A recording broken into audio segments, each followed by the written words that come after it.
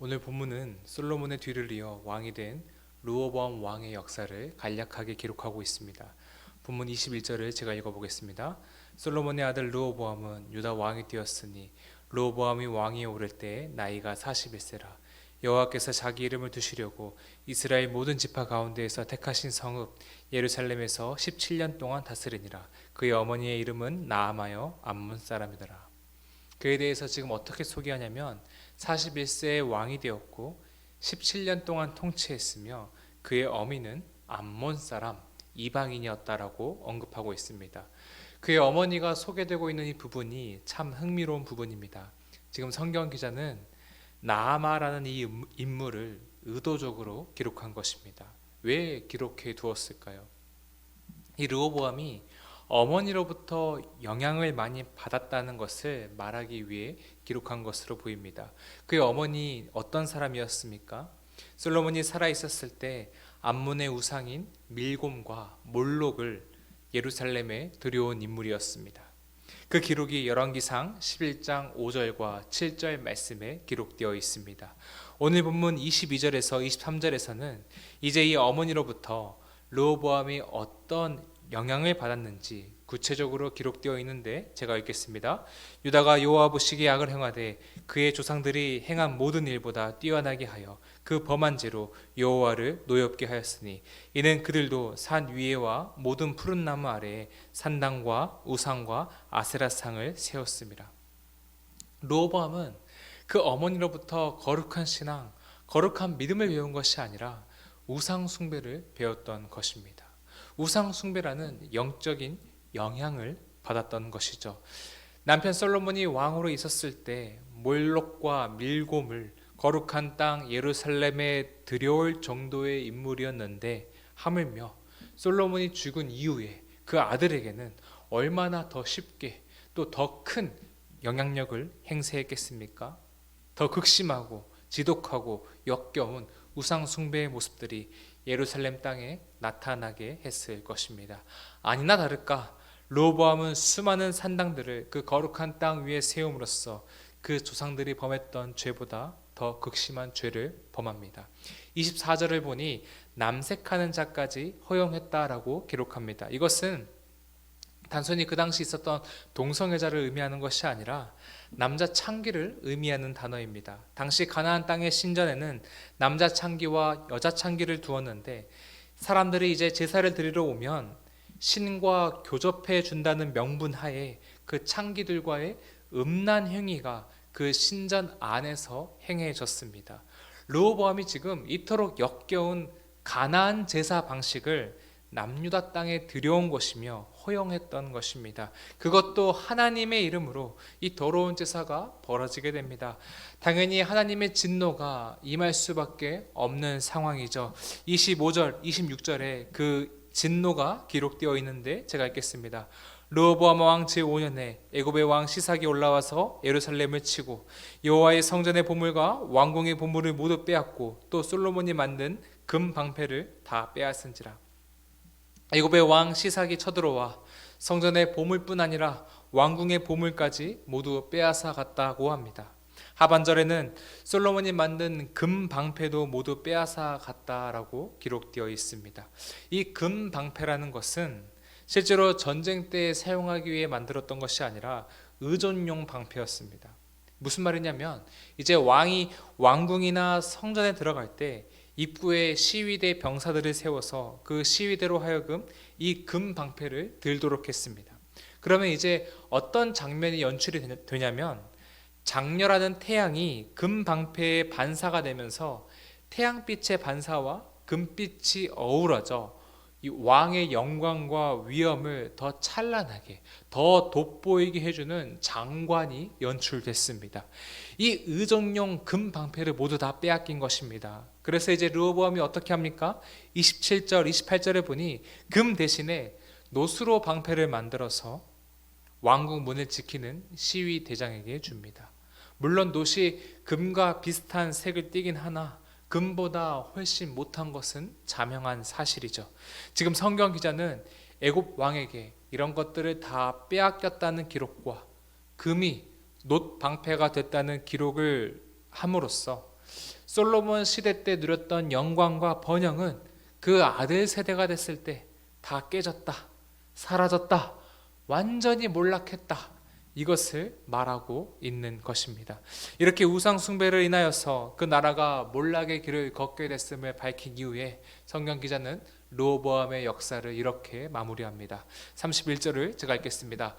르호보암이 그의 조상들과 함께 자니 그의 조상들과 함께 다윗성에 장사되니라. 그의 어머니의 이름은 나아마요 암몬 사람이더라. 그의 아들 아비암이 대신하여 왕이 되니라. 르호보암의 죽음과 함께 그의 어머니가 암몬 사람이었다는 것을 한 번 더 언급하고 있습니다. 21절에서 이미 그의 어머니는 나아마요 암몬 사람이더라 라고 밝혔음에도 불구하고 마지막 31절에서 한 번 더 반복 강조하고 있는 것입니다. 무엇을 말하고 싶은 것이었겠습니까? 그의 어머니 나아마가 르호보암을 이렇게 만들었다. 아들이 영적으로 타락하는데, 더 나아가 온 유다 백성들이 타락하는 데 있어 이 나아마가 아주 중요한 역할을 했다는 것을 말하고 있는 것입니다. 우리 모두는 오늘 말씀 앞에서 바로 이 부분을 교훈으로 삼아야 할 것입니다. 성경 기자는 르호보암의 죄악상을 고발하면서 그의 어머니 암몬 여인 나아마를 2번씩이나 언급함으로써 그의 영향이었다고 밝히고 있습니다. 하나님께서는 그 옛날 솔로몬에게 르호보암이라는 자녀를 주셨듯이 오늘 우리에게도 귀한 자녀들을 허락해 주셨습니다. 그리고 그 자녀를 영적으로, 신앙적으로 거룩한 자녀로 양육할 사명을 우리에게 맡겨 주셨습니다. 나는 내 자녀를 어떻게 양육하고 있는지, 하나님이 내게 맡겨주신 사명을 잘 감당하고 있는지 돌아보길 원합니다.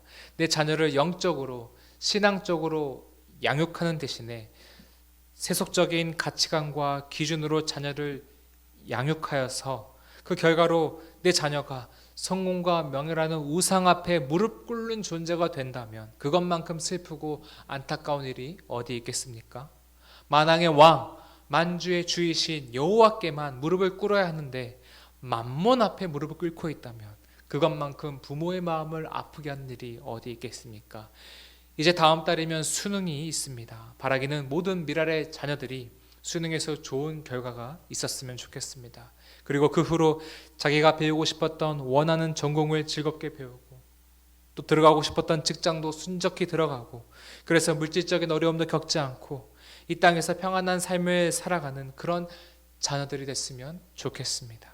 꼭 수능이 아니더라도 취업과 결혼, 이직을 준비 중인 자녀분들에게도 모든 일이 순적하게 풀리는 이 형통의 은혜가 주어졌으면 좋겠습니다. 그런데